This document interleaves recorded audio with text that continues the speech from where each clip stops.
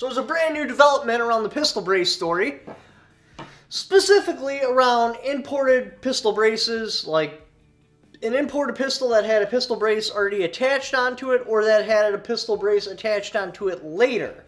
Now, I'm still of the opinion that this pistol brace thing will ultimately go nowhere and it's irrelevant anyway, but this is going to take time. It's going to be years before this is resolved. Take, for instance, the rare breed thing. I'm still of the opinion they're ultimately going to win and that's going to be shut down. But during that meantime, because we're already 2 years in, and to the best of my knowledge, there's been like no direct court dates really relating to that. And in that period of time, people have already been prosecuted with the rare breed trigger. Ultimately, I do believe it will be shut down, and that won't matter anymore, but there's that window.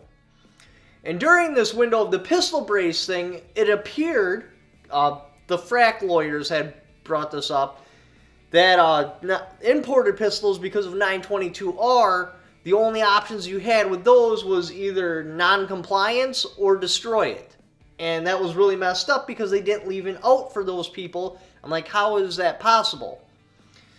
Anyway, before we get into that though, the most important thing you have to remember is if you'd like to support the channel directly, you can go to my shop.onlytacticalfans.com and purchase a Freedom Star, which you can attach directly to your Cool Kids gear with the Velcro backing. I'll explain the Freedom Star at the end of this video and exactly why it's relevant.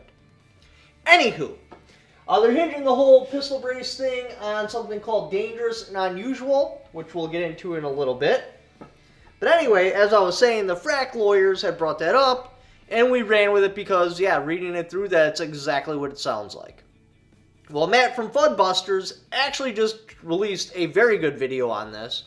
You should check it out, but he's saying that it's being misread. The comment ATF was responding to was suggesting that the cost of purchasing US parts must be considered because the commenter asserted that people who owned these firearms would have to replace the parts in order to come into compliance. That is simply not the case, as the mere possession of a firearm made from imported parts is not a crime, nor is registering it. Remember, the whole crux of this rule is that it applies to firearms that people have that already have braces on them. There is no assembly to be considered a 922R violation, and thus there is no need to buy US parts. So yes, it does say that in there, but it's a comment response to something about the cost. I'm just going to level with you. I don't understand lizard language. That's what the lawyers are for, and he's a pretty good lawyer. That's why I chose him to be my lawyer. So I'm just going to take his word for it because I read it through again, and that's still kind of what it sounds like, but with him putting it into context, well, that kind of don't make sense now. So yes, he's saying that, no, that's not what they're referring to. The guy was asking about, well, what about the cost of all these imported pistols, because the only option you would have is to destroy it, and they're saying no, because 922R only applies when the firearm is manufactured. Okay, that's great. That finally gives them an out. So now instead of, non-compliance or destroying it, they have a couple of different options. They could register it, which nobody wants to do, because when you register it, now you have problems crossing state lines. The whole weapon is just wrapped in red tape, so you're just prancing around a minefield, waiting to accidentally step on a mine and catch a federal charge, which isn't cool at all. Or you can permanently attach a muzzle device by pinning and welding, which is a great option. Honestly, if I was in that situation, that's probably the option I would pick. I would either permanently attach a silencer on it, or I would take some longer muzzle device, maybe even a fake silencer, and pin and weld that bad boy on, giving me an overall length of 16 inches. Boom! Satisfied. But you guys aren't out of the woods yet. And I think this expands actually farther than just imported pistols. I think this will expand to shotguns and everything else, and I'll explain in a second. Because we're going to go back to make-believe world here, where the pistol brace rule stands. Now, it might. There's no guarantee that it won't. I just don't think it will, because it's all full of holes that lawyers will latch onto and slowly shred this thing apart. And there's enough people interested in it because there was well over 1 million of them sold, which how does that even qualify for their definition of dangerous and unusual? If it was unusual, because remember, in the other case, they said that 200,000 stun guns made them common use. So a million pistol braces, that should definitely qualify under common use and not fit their new definition of dangerous and unusual. But again, I don't think you guys are out of the woods yet. Because in that one sentence, I'll have my text reader read it so I don't misquote it. Provides that a person may not assemble a semi-automatic rifle using more than 10 of the imported parts listed in the relevant paragraphs of the regulation. The criminal violation under 18 U.S.C. 922 R is for the assembly of the semi-automatic rifle. Therefore, modification of this kind of firearm through the removal of the relevant parts would not cure the 922 R violation because the assembly has already occurred. Nevertheless, for the purposes of the costs outlined in the standalone RIA, ATF assumes this group may use another scenario, such as destroying the firearm or turning it into ATF, by using the population derived from bump stock type devices as a proxy. RIA Scenario S, cost to dispose of stabilizing braces. It does actually say that 922R cannot be satisfied by changing out parts because the manufacturing has already occurred. Matt explained this very well. And yes, that doesn't appear to be exactly what they're trying to mean. That just is an out-of-context sentence. Why does that matter? Let's pretend again that the pistol brace thing sticks. Dangerous and unusual. Justice Scalia had used that to justify the NFA. What is dangerous and unusual? Well, it's funny you should ask, hypothetical viewer. That is actually a single sentence, not even a full sentence, out of a law called an affray. The reason he chose that is because an affray was around when the Second Amendment was made. And he's trying to say that dangerous and unusual, because that was around when the Second Amendment was made, there are restrictions on certain types of dangerous and unusual weapons, even when the Second Amendment was made. But that is just a single phrase, a single sentence out of a law called an affray. If you would have went one more sentence down, it completely debunks it. And the justices have talked about this. They have. They're like, the history and Heller is wrong. Anywho, the point is, that is an out-of-context statement. Because the law of affray has to do with how you brandish a particular weapon. It has to be a dangerous weapon, and you have to be brandishing it in an unusual way to terrify the public, I believe is what it says. Don't quote me on that. So essentially, it has absolutely nothing at all to do with any particular type of weapon or any restriction on any particular type of weapon.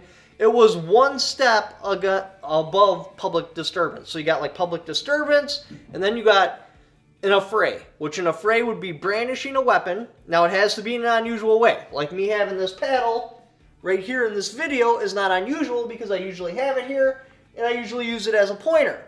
But if I took the same exact paddle into like a baseball game, and they said he was out, and I'm like, no umpire, he was safe, and now I'm about to paddle your ass. Because I haven't done it yet, because if I had done it, it would be a totally different charge, but because I've just threatened him with it, in a public place, with an unusual weapon, that is an affray. So, dangerous and unusual has nothing at all, nothing to do with any particular type of weapon restriction. It's a brandishing crime. Okay, now let's look at the next one. Readily convertible. Now, I don't actually know the history on this, but actually Matt did a great video on it. Apparently, readily convertible was about a certain Saturday night special. They would put a little lead slug in the barrel, and because it was non-functioning, that was qualified as not a firearm. And so to get that wrapped in, because all you had to do is take a dowel and a hammer, knock that slug out, and now you have a firearm, they were like, well, that's a readily convertible firearm. That specific one, again, I don't fully understand the history on this, and that's where they came up with the term readily convertible.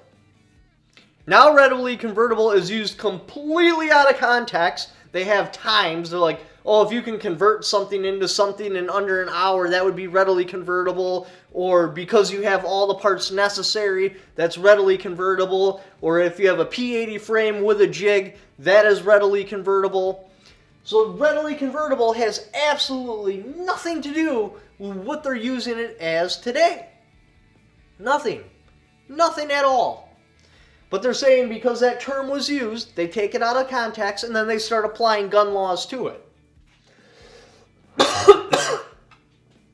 The next one, combination of parts. There are 4 different machine gun definitions. Having a machine gun yourself, it's having a machine gun itself, having a machine gun receiver, having a drop-in auto sear, and then there is combination of parts. Now, if you look at the definition, it very clearly paints a picture that not only do you have to have the firearm, you have to have all the parts necessary, you have to have all the tools necessary, including any jigs you may or may not need, and a set of instructions. If you have all of those things, it satisfies the definition, combination of parts. This is what the definition looks like right here. So having all those things, and it says you have to have them right at the bottom. It says you have to be in possession of everything necessary to create a machine gun with the means to create a machine gun. You would fall under the definition, combination of parts. Lately, they've been using that, just the word, combination of parts, to even go as far to prosecute people with having a picture of a part. Again, taking things out of context. So, should the pistol brace thing stand, what is likely to happen? 922R violations cannot be cured. So what they'll do is they'll take that out of context and they'll be like, oh, well, because you changed parts on this, you brought the Benelli M4 up to full capacity, or you put a different stock on a Mac 90, or something. Something to that effect. They will be like, 922R cannot be cured because the manufacturing has already occurred. So that is now a 922R violation. Now I understand, to the best of my knowledge, nobody has been charged with a 922R violation. And Matt was even saying that there's not even like some sort of punishment mechanism for 922R, but they'll just shove it under something else. And that's exactly what will happen. It's another one of the big reasons why it's important that this pistol brace thing doesn't stand, because, well, now there's out of context language in the comment section of the pistol brace thing that I guarantee you, if this was able to stand in like 10, maybe 5 years from now, they will take that little thing out and they'll start going after people for different shit. So, like I said, we're not out of the woods yet with the 922R thing, but for the short term, yes. Yes, we are. And the imported pistol thing, you guys do have outs now. It's not just not comply or destroy it. You can even take the pistol brace off. Like, that's an option. So, now, again, I don't mean to repeat this a bunch, but I am not a lawyer. I'm not giving you legal advice, and if you take legal advice from me, you're definitely stealing. I don't read lizard language. I'm just interpreting what different people say, and I'm putting it into something that you can consume and be able to understand for stupid people, like myself.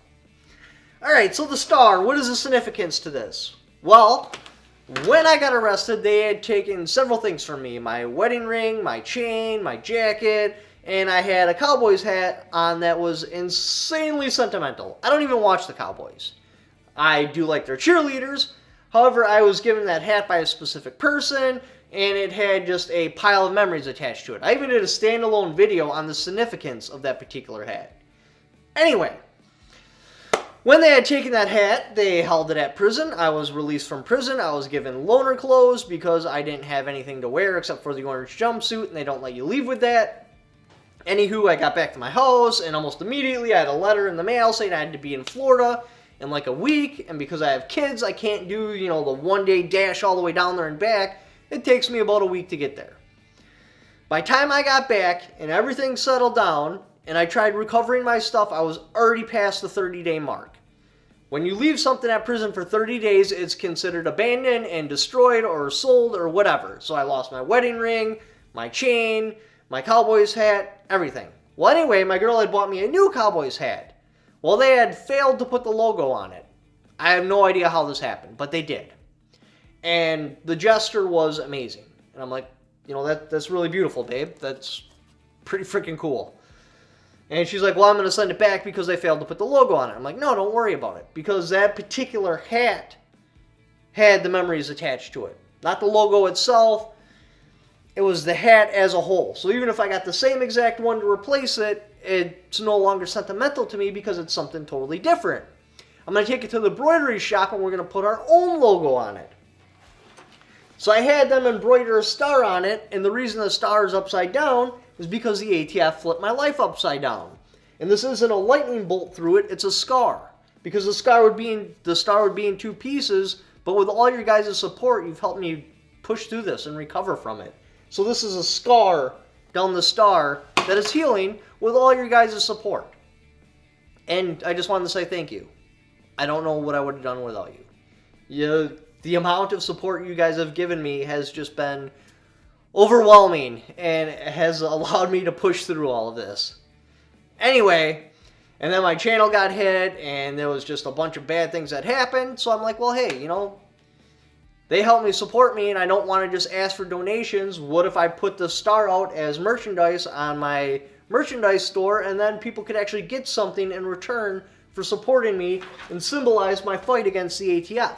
So if you would like to help support my fight against the ATF, you can purchase one of these Freedom Stars right here at shoponlytacticalfans.com. Anyway, you can also donate directly onto my PayPal. I have affiliate links in the description down below. And thank you for watching. Don't forget to subscribe.